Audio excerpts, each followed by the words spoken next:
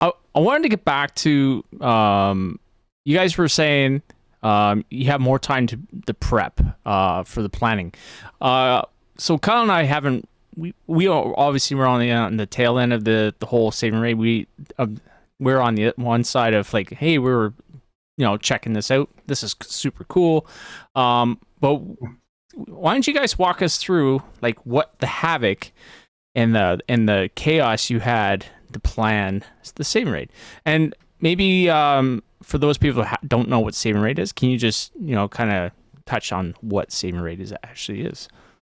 For sure. Do you want to know how it formed, or well, let's first just explain what saving rate is, and then we can kind of see. We'll just flow into the conversation, I think.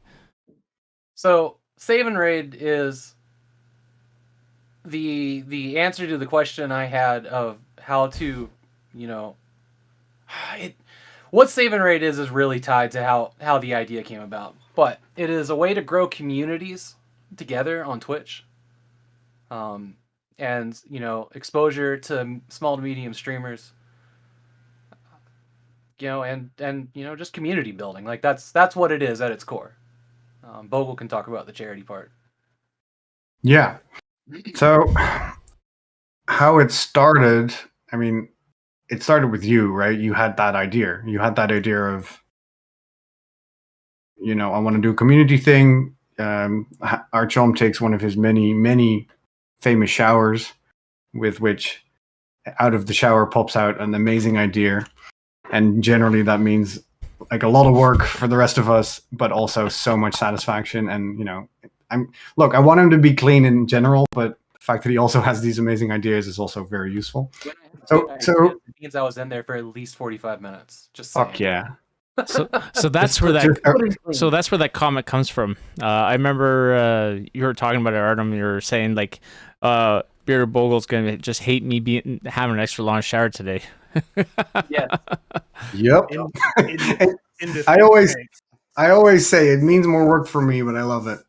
He came out very pruny. 45 minutes.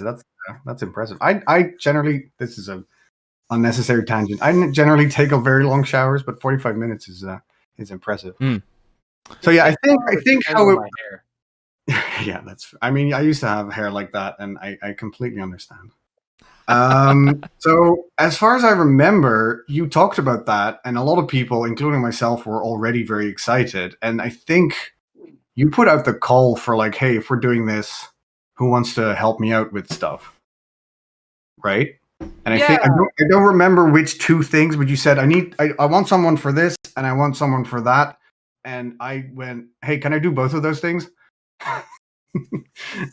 The way I remember it was a lot of like, what have you done, Arnie? No, it's all right. We're good. No worries. I remember a lot of like nothing. Like, and me sitting there, and maybe this is just my interpretation of it, but there was like a lot of like, okay, that's weird, and I'm just sitting there like, maybe this is a terrible idea. And I remember Bogle being one of the very first people to be so supportive of it that he signed up for something else. Is kind of how I remember it. But yeah, I needed a person to help me out with it, because the charity was not part of the original plan. It was obvious. That came later. It was obvious once it got started that's what it needed to be. Yeah. So what was your original intention for this? Was it just like, hey, we're just sharing with a bunch of friends, and then we're just gonna like to expose more people to other viewers? Was that the original intent? Yeah, I mean, so like I'm just gonna tell you how it happened. So I got really tired of seeing all these streams where everybody was like, "Do not advertise my fucking channel." And we've all run across that, right? We've all seen that in the rules when you click on the chat of most streamers, and it was all these streamers out here streaming for themselves and alone, right? Yeah. And maybe they're big streamers, they get their moment or whatever. And I was like, I don't like this. Like, I'm not going to change the world, but why don't I come up with something that invites, sharing all of this together for all the people that want to. And it was like that, and like, you know, Bogle had, you know, say these 5 viewers that would get along so well with, you know, this streamer and their viewers, and I'm like, we got to put them together. So that was the two things. Yeah, it all stems from a philosophy I think we've talked about since then and before that even a lot, where, and I always mess this one up, but like a rising tide raises all ships, right? That idea of you know, seeing Twitch as a zero-sum game where it's either me or not me is such a let alone just a very toxic way to look at things. It's also not true.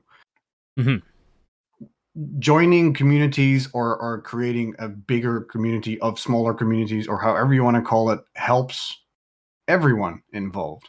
Because unless you're 24/7 streaming, you know, you don't need all the viewers all the time. Helping each other out, and this is just, regardless of the whole charity thing, this is just a nice way to look at Twitch. And I think Artyom and myself, we found each other on Twitch because of that, also because of the way that we look at streaming, the way that we look at community building, the way that we look at the type of people we like to hang out with. We can't be the only 2 people. There's other people. And, well, turned out there was at least at the time 22, 23. I forget how many people we had in. I think 22. 22, yeah. Yeah, for Save and Raid.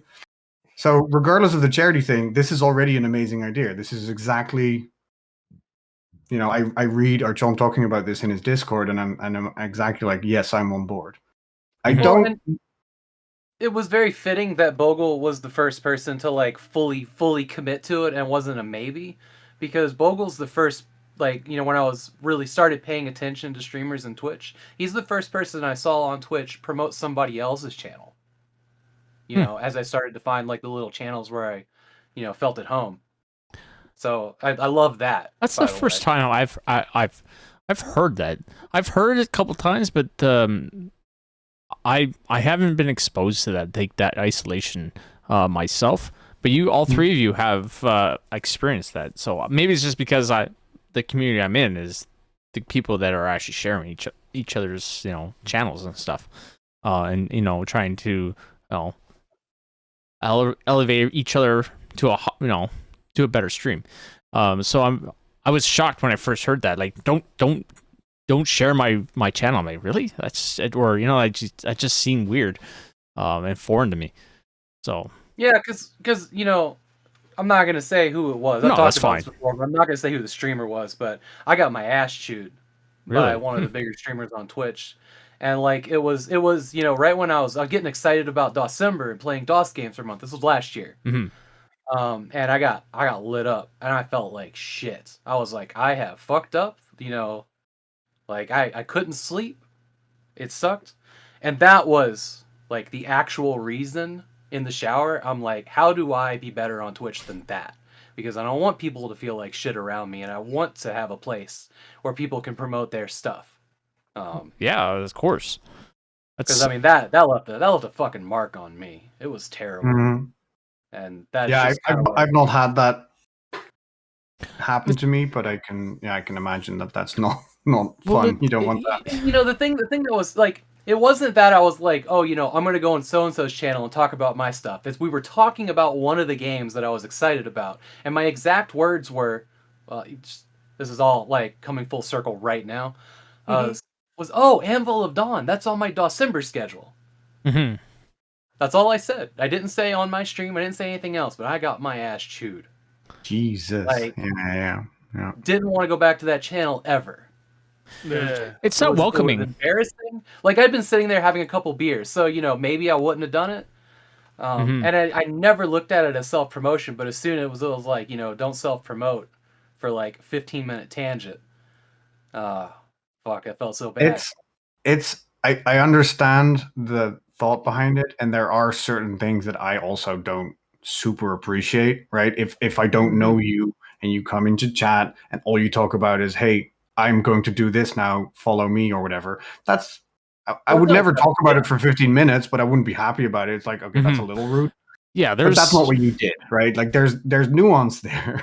And apparently that was completely missed by this person. There is there is a bit of like when you come in, you should have some reserve appreciation to like you should have some what's the word I'm looking for like ethics to just say you don't go sharing everyone hey follow me and doing this and that if you're excited about your stream there's a way of wording it I guess absolutely it's their channel. One of the first things, as long as I can remember to do it, because I forget sometimes, is when somebody comes in, they mention that they stream, like I'll invite them to talk about their stream, what they play, what they do, and that's me making the invitation, which means it's okay.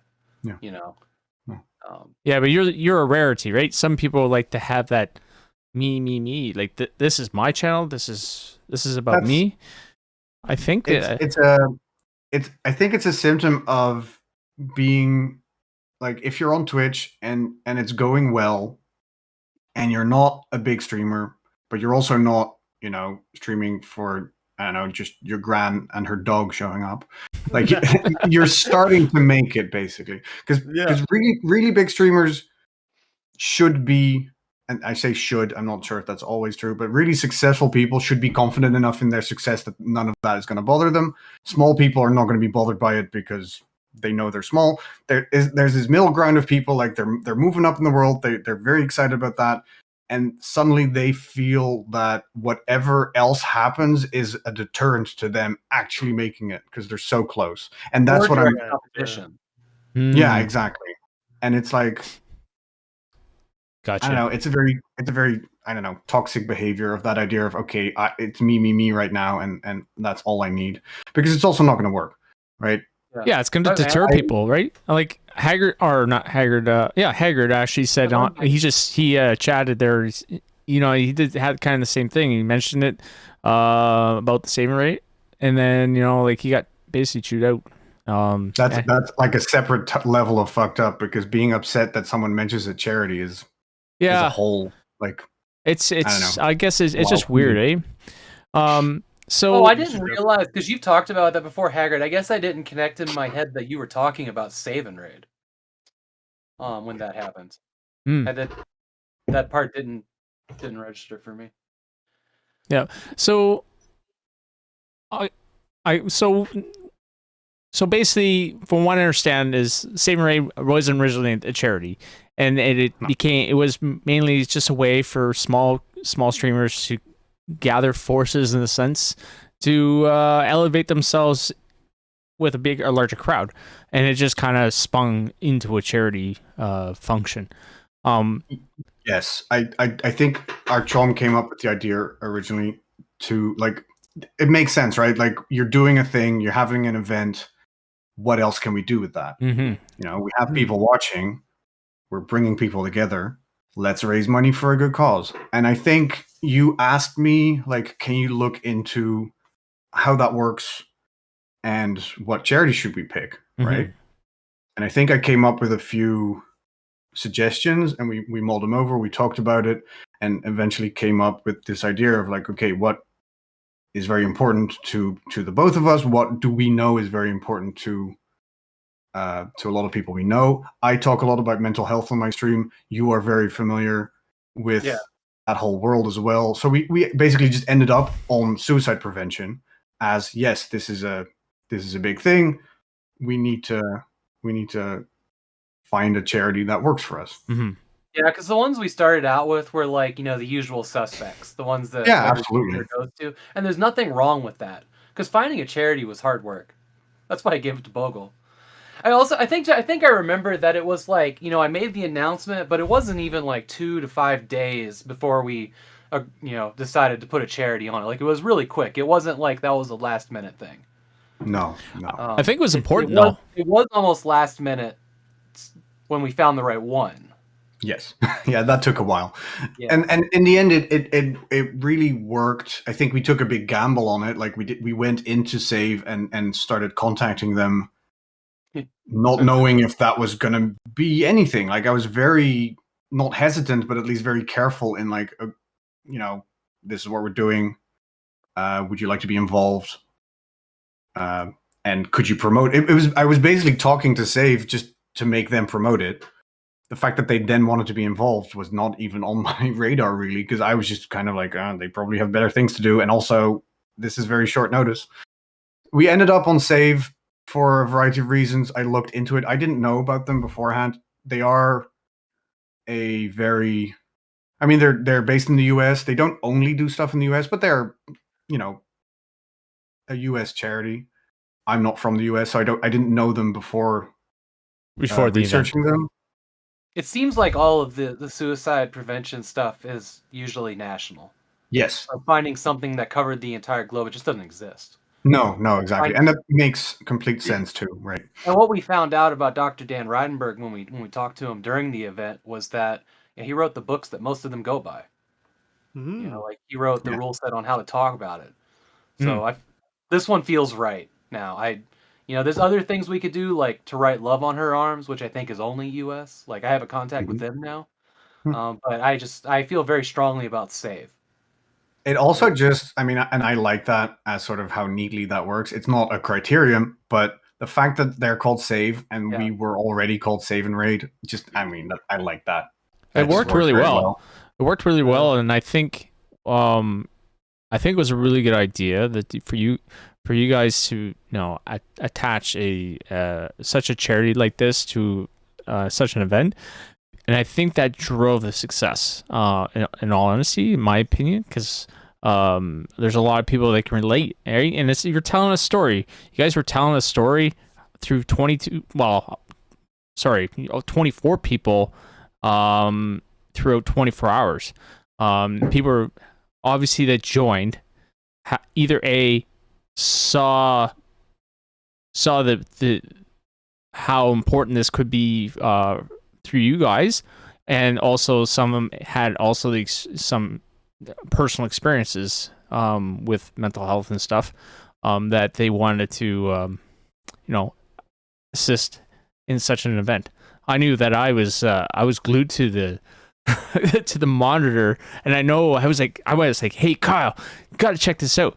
Like, and I was super pumped. I was like throwing money at it, and I was like, not because I was like trying. I was just I saw it as a good cause, and it was not just a good cause. It was a wholesome and just down to earth just a bunch of streamers just trying to raise money and have fun.